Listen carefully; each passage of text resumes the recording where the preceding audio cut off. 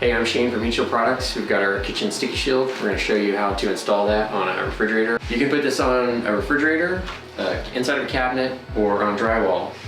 What you want to do is put it on the cold side so you're reflecting the heat back to the heat source. For demonstration purposes, we're going to install the kitchen sticky shield up in the top section of the fridge.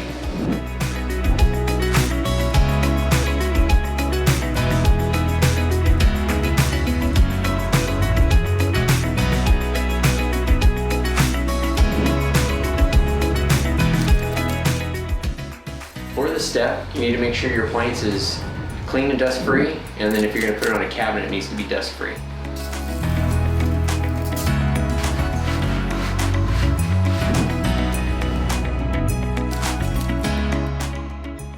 For this step, I'm going to measure the refrigerator and then cut the shield to the desired length.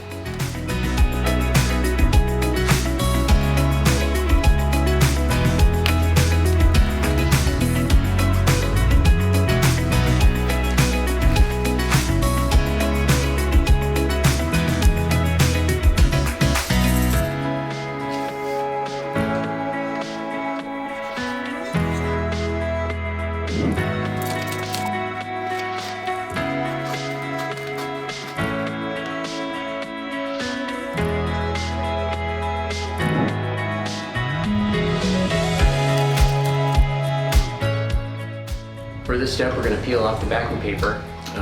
It's a little difficult, so be patient. Best thing to do is use a utility knife. So I'm going to get in here, kind of between the backing paper and the adhesive, and just kind of push it off.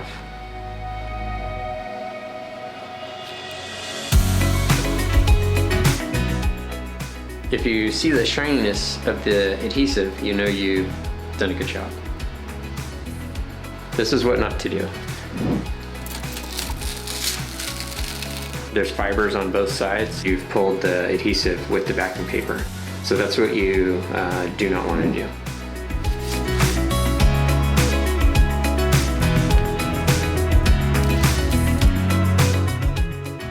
Okay, now that I have the backing paper off, I'm going to apply it to the fridge.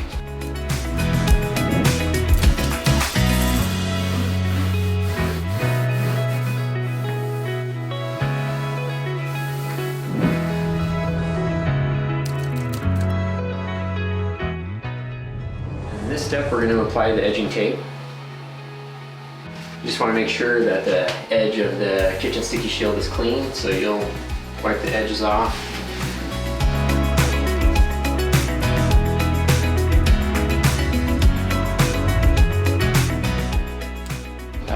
One tip, you don't want to pull the backing paper off the tape all the way down, otherwise the tape's going to coil up and stick to itself. So just pull it down a little way and then just kind of get started. And you want to kind of go like half on the shield and half on your fridge so you can seal that up.